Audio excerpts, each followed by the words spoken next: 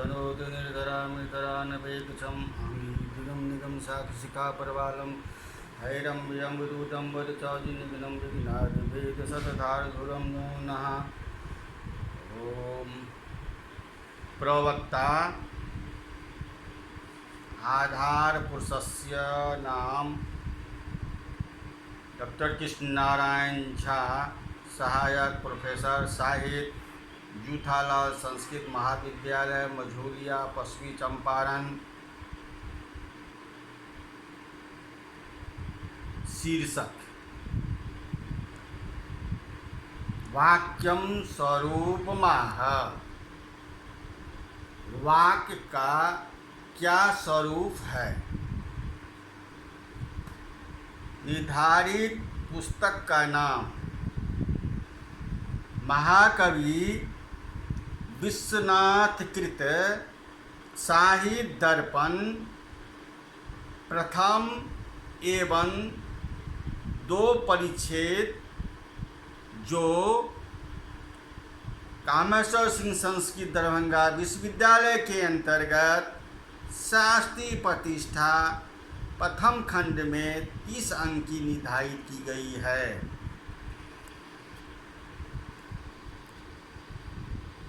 पिछले पाठ में मैंने प्रथम परिच्छेद के बारे में बताए थे। काव्य लक्षण,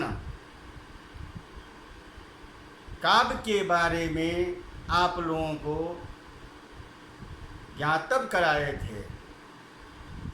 आज मैंने साहित्य दर्पण के द्वितीय परिच्छेद में वाक्य स्वरूप माह, वाक्य का स्वरूप बतलाने जा रहे हैं। वाक्य का क्या स्वरूप है? वाक्यम अस्याह योक्तः आकांक्षः आसीक्त युक्तः पदो उच्चयः। अर्थात अब इसमें प्रश्न उठता है, योग्यता क्या है, आकांक्षा क्या है, आसक्त क्या है, ये तीनों क्या है? योग्यता पदार्थानां परस्परस्पर्शे संबंधे बाधा भावः पदोच्यसस्तेद भावे अपि वाक्यत्वे बहुना सिंचते इत्यादि वाक्यम स्यात् किमपि न स्यात्। आकांक्षा पति वर्षा सान विग्रह शौच श्रोतु जिज्ञासा रूपः निराकांक्षास्य वाक्यत्वे गौरवस्य पुरुषो हस्ति इत्यादीनामपि वाक्यं स्यात्। आसक्तं बुद्धिय विच्छेदः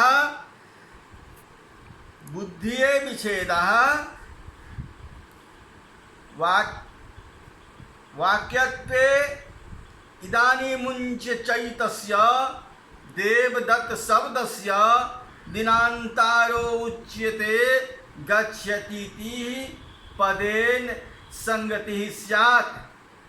आकांक्षा आसक्तियो आत्मा ममत्वे अपि पादाच्ये मेतत् मुंच आचरत। अब कहने का अर्थ है, वाक्य का स्वरूप क्या है? योग्यता, आकांक्षा, आसक्त, इन तीनों तत्वों से युक्त पद समूह वाक्य कहलाता है। स्वार्थ बोध या मासी भी पद समूह का विश्लेषण है। पदों के अर्थों के परस्पर संबंध में बाधा का अभाव योग्यता है। इसके अर्थात योग्यता के अभाव में पद समूह को वाक्य माना जाए तो विहीना सिंचती, आग से सींचना। क्या आग से हम सिंचती कर सकते हैं? सिंचती तो कर सकते हैं जल से इत्यादि वाक्य बन जाएंगे।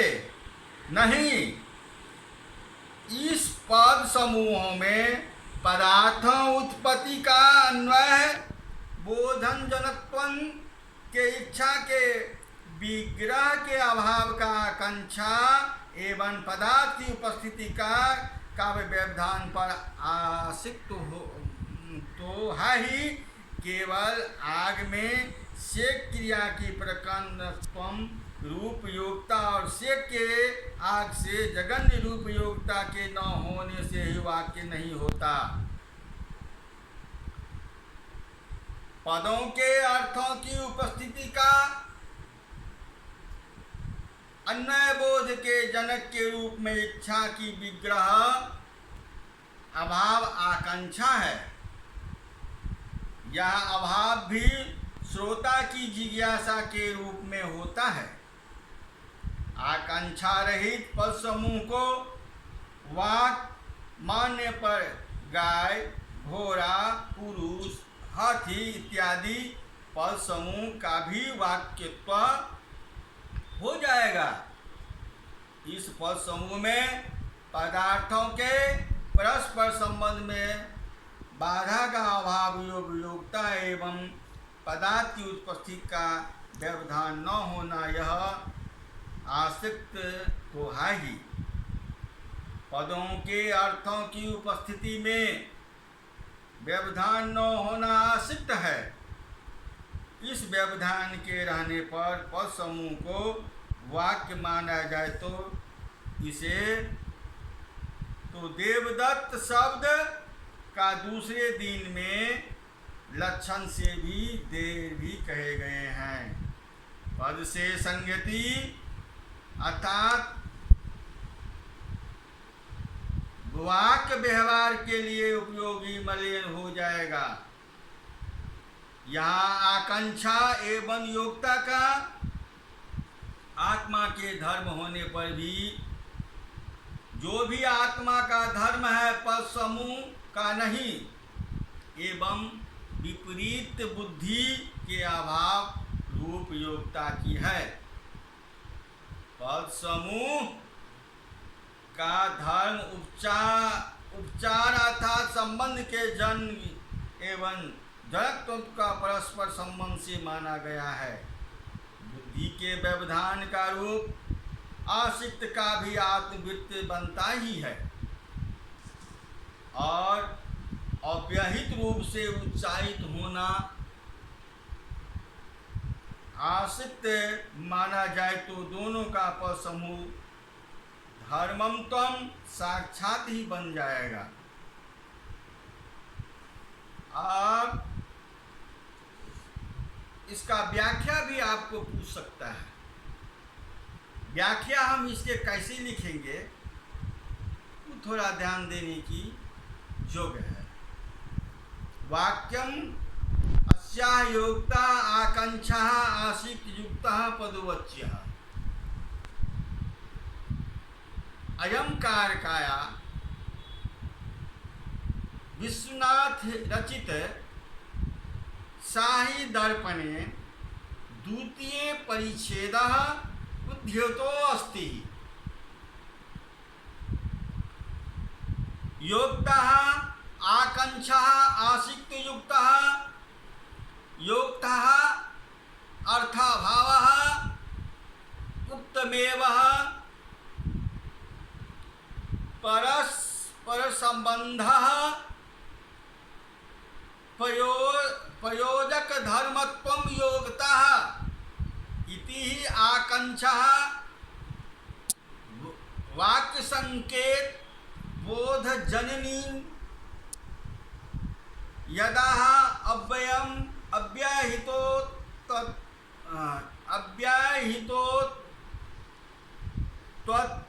त्वादि संबंधेन तत् यत् पदे यतकार जानित रेकोपयुक्तो यादिश शब्दो बोधा भावः एतादिशा शब्द बोधे तदेव तदत्वा आकांक्षा सिक्तः पदोच्यः पदार्थानां सार्थकवन किता पातानाम उच्चयः अर्थातः समूह वाक्यं वाक्यानां भागः इति यथोक्तम् अर्थ प्राप्ति पावन द्वारा श्रोतु पादांतर विषयान् अर्थांतम विषयः वाक्याकांक्षाः जन्तयः प्रणीतमान परम्परान्वयो योगार्थः प्रतिपादकानां संहितानां पदानां समूहो वाक्यमिति कारकायां यावचेष्टे योगते पादिता योगतः पदार्थानां पद्याध्याथानां पदः जनित प्रतीत विषयानां परस्पर संबंधे अनयोत संसर्गे बाधा भावः बाधा विख विपरीत बुद्धे भासो योक्तामीति भावः पदार्थानां इत्यर्थः बहुवचनस्य विलक्षणे अनेके वचने नापेयसि अर्थाभावे विपरीत प्रतिमाः पदो उच्येत्यादीनाम् अभावे विग्रहे अपि च वाक्यत्वे वाक्यत्वं स्वीकारे विहीना सिंचति विहीना अग्निना सिंचति सेकं करोति इत्यादि एमादि अपि च आकांक्षाः आसक्तियो भावेन वाक्यं स्यात् तैहि योग्यताया भावे पदोच्चस्य वाक्यत्वं स्वीक्रियते तथा विहीना सिंचति इत्यादि अपि वाक्यं स्यात् अत्र तु सेचन क्रियायाम् अग्निः करण संबंधः विषये सेको बहिकरण त्वभावेन्नेति विपरीत बुद्धे सत्वात् योगात्तया अभावेन न भवति वाक्यम् पायसां सिंचति इत्यादो सेचन क्रियायाः पयः करण स्वरूप संबंधे विषये पयसि सेचन कार्थत्वं संबंध विषये च सेकः करणकत्वाभावः त्वात् इति विपरीत बुद्धेरेर्भावः भावात् भवत्येः लक्षणमन्वमेति विद्यतो स्पष्टः योगतः च प्रवारूपः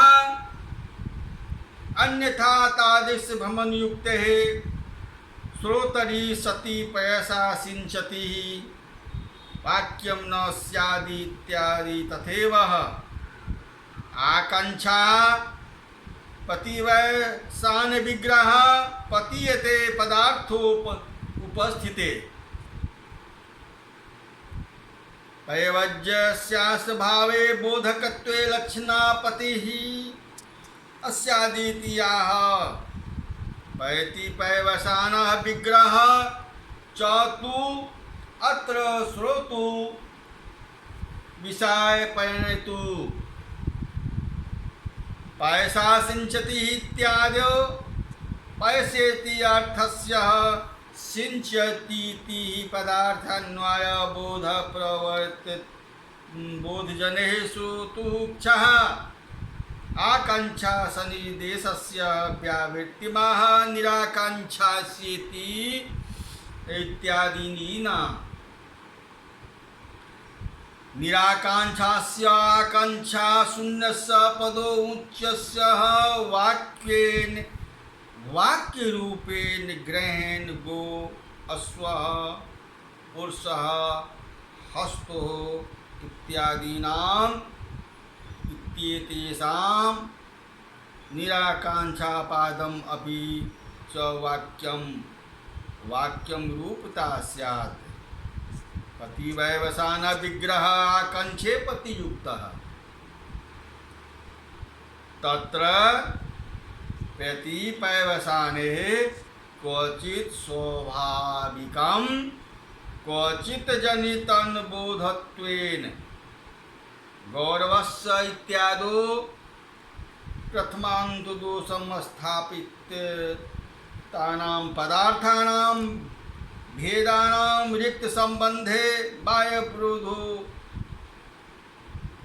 अप्युत्पन्नः इति भवति। पदार्थो स्थिते त्वं बोधजनेः श्रोतु इच्छा विग्रह अत्र भेदरति संबंधे बाधसत्वे अपि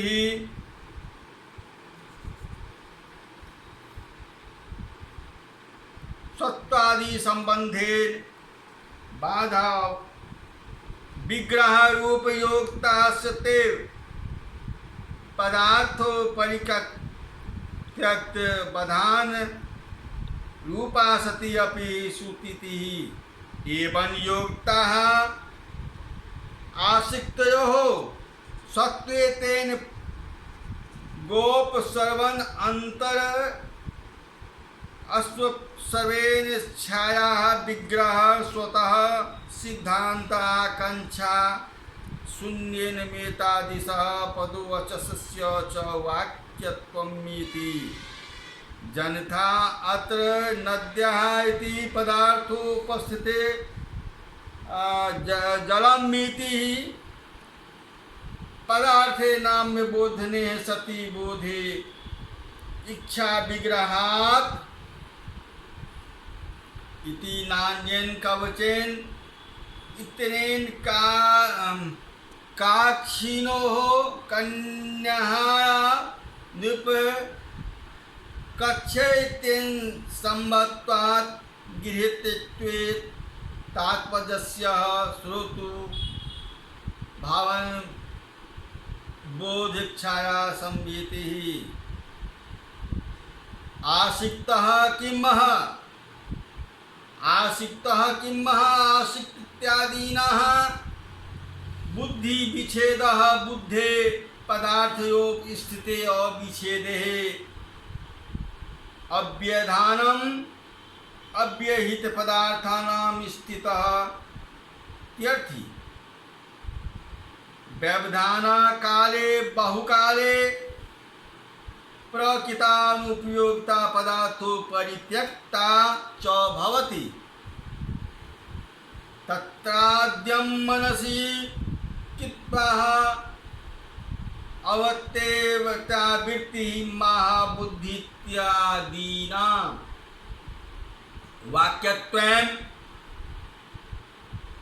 वाक्यत्वं स्वीकारे इदानीनाम् अधुना उच्चारितस्य उक्तेन गच्छति इति पदेन संहित व्यवहार प्रयोगिक मेलकः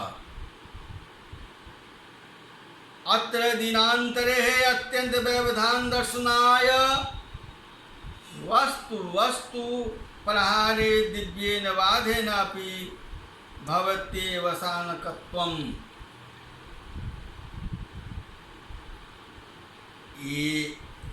एवंश्च गिरि मुक्तागिरि नाम देवदत्तेन इत्यर्थः प्रथम अनुयोगो गिरिणः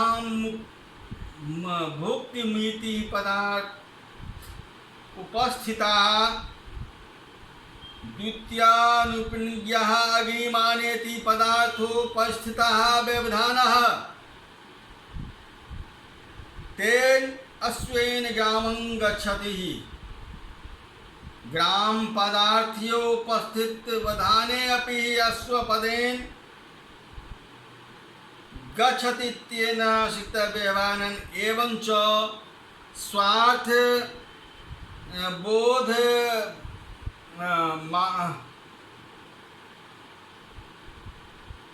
बोधत्वात्मपि बोध उच्चो असि विशेषणं तेन शून्यं वासगृहम् इत्येदा शून्यं वासगृहं विलोक्य शयनादुत्थाय किंचित् क्षणे निद्राव्याजमुपागतस्य शुचिरं निवर्धमुखं विश्लब्धं परिचुम्य जात पूलकाकामं स्थलिम्।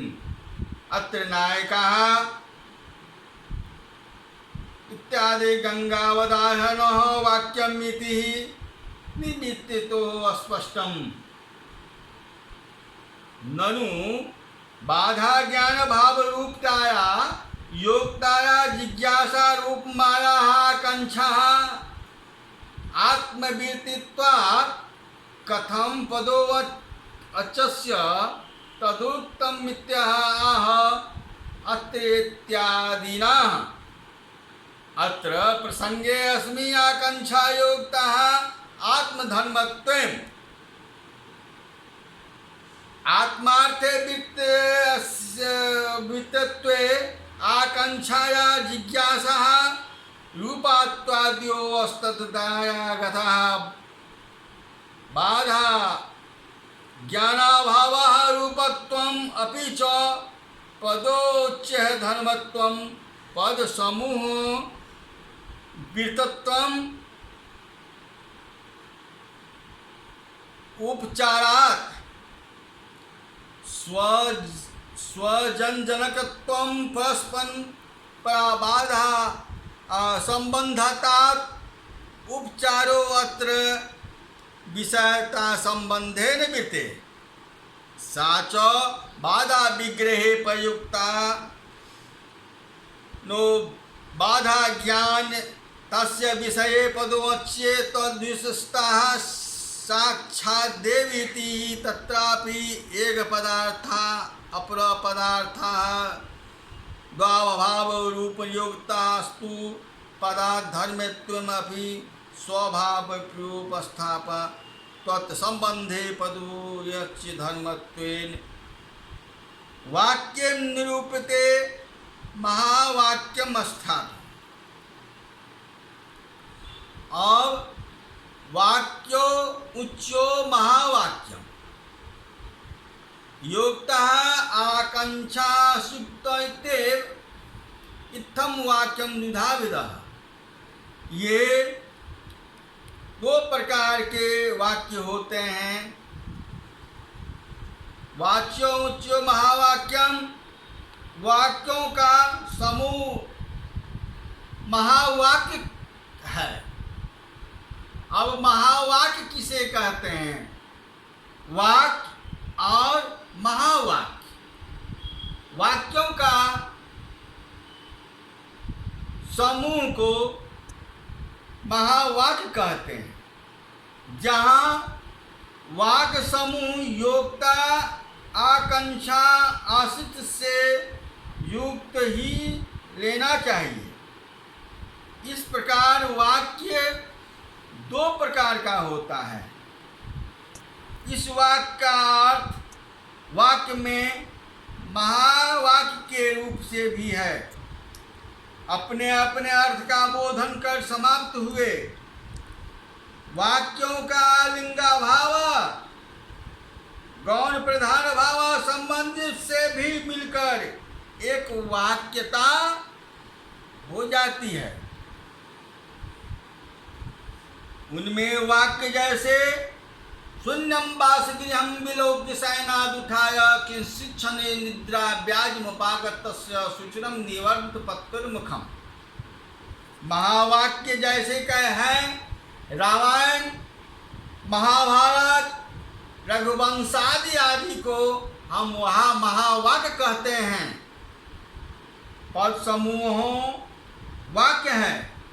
ऐसा कहा गया जो पद का लक्षण क्या है, इसमें उपेक्षा क्या कहते हैं।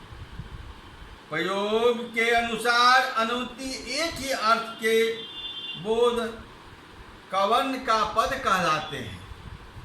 जैसे घटः एक सुबंती भक्त से युक्त होने से प्रयोग के योग्य हैं, और अवंतिक घड़ा एक का रूप एक अर्थ का बोधक भी है। अतः यह पद है। कारका में प्रयोग के योग पर प्रतिपादिक मात्र में पदत्व के निवारण के लिए है। प्रतिपादक वह शब्द है जिसका अर्थ होता है और प्रत्यय से भिन्न है। यहाँ प्रतिपादक धातु का भी ग्रहण किया गया है। बिना तिवादी भक्त के धातु भाव का भी प्रयोग नहीं होता है। अवंतिक पद वाक्य बन महावाक्य में पदत्व के निवारण के लिए है। ये अवंतित होते हैं, पद नहीं माने जाते हैं। एक पद परस्पर की आकांक्षा से युक्त अनेक पद एवं अनेक वाक्यों में पदत्व के निवारण के लिए हैं। अर्थबोधक पद क, च, ट, प आदि निरर्थक वर्णों में पदत्व की व्यावृत्ति के लिए हैं। वर्ण इसमें बहुवचन विवक्षित अनिवार्य नहीं है, क्योंकि एक वर्ण वाले दो वर्ण वाले भी पद होते हैं। इससे यह निष्कर्ष निकलता है कि वाक्य में प्रयोग योग होने पर अवंतिक एक ही अर्थ के बोधों को वर्ण है या पद कहलाते हैं। अब बतलाते हैं अर्थो वाचस्य लक्ष्यस्य व्यंग्यस्य इत्यादि मत। अर्थो वाचस्य व्यंग्यस्य अर्थो वाचस्य लक्ष्यस्य व्यंग्यस्य इत्यादि मत एवं स्वरूपमाह वाच्यो अर्थो अभिधाया बोध्यो लक्ष्यो लक्षणाया मतः व्यंग्यो व्यंजनाया तास्वस्त्र शब्दस्य शक्तयः। अब यहाँ पर अर्थ, वाच्य, लक्ष्य, व्यंग तीन प्रकार का होता है। अब इसका स्वरूप बतलाते हैं। वाच्य अर्थ अभिधा से माना जाता है। वाच्य शब्द अभिधा से माना जाता है। लक्ष्य का अर्थ लक्षणा से माना जाता है। और व्यंग्यश्चेति, व्यंग्यश्चेति का अर्थ व्यंजना से माना जाता है। ये तीनों अभिधा लक्षणा व्यंजना शब्द की शक्तियां मानी जाती है। इनमें संकेतित अर्थ का बोध करने से पहले वृत्ति अभिधा है। उत्तम बीज के मध्यम बीज को लक्ष्य का कहते हैं। उत्तम बीज को मध्यम बीज को लक्ष्य कर कहते हैं गाम आनाय, यानी गाय को लाओ। ऐसा कहने पर वह मध्यम वृद्ध को गाय को लाने में प्रवृत्त पाकर अर्थात समीप में बैठा बालक व्युत्पत्ति चाहने वाला इस वाक्य का कल बंधन भाव माल आदि से युक्त पिंड को लाना अर्थ समझते हैं। इस तरह पहले अखंड वाक्य में संकेत ग्रह होता है, इसके बाद गाय को बांध लो और घोड़े को ले आओ। यदि वाक्य में अन्वय और व्यतिरिक्त से गो शब्द गाय का स्नान आदि से युक्त अर्थ है एवं आना ले जाओ पद का उदाहरण अर्थ है, तो संकेती का अवधारण करता है। कहीं तो प्रसिद्ध पद की सानिधि से, जैसे यहाँ भौरा विकसित कमल के मध्य भाग में मधु पीता है इत्यादि से। यहाँ मधुर कर शब्द का अर्थ मधुमक्खी एवं भौरा दोनों होता है। यहाँ कमल पद के सानिध्य से भौरो अर्थ की संकेती है।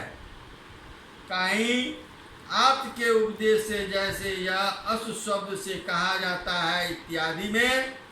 इसके अतिरिक्त शक्ति ग्रह से अनेक उपाय होते हैं, जैसे व्याकरण कोश, वाक्य कोश, विवरण, उपमान आदि। यहाँ केवल मुख्य उपायों का ही उल्लेख हुआ है। संकेतो गेहतो जातो द्रव्य गुण क्रियासु चः, उस संकेतित अर्थ का बोध कराने वाले शब्द की दूसरी शक्तियों लक्षणा एवं व्यंजना से अव्यहित शक्ति ही की अविधा है। जाति गोपिंडलासु गोतत्वादि गुरो विशेषाधान हेतु सिद्धु वस्तु धर्म शुक्लादयो ही गवादिकम स्वजातीभ्यः कृष्ण गवादिभ्यो व्यावार्तिति द्रव्य। अर्थात कहने का है, जो संकेत का ग्रहण जाति में और गुण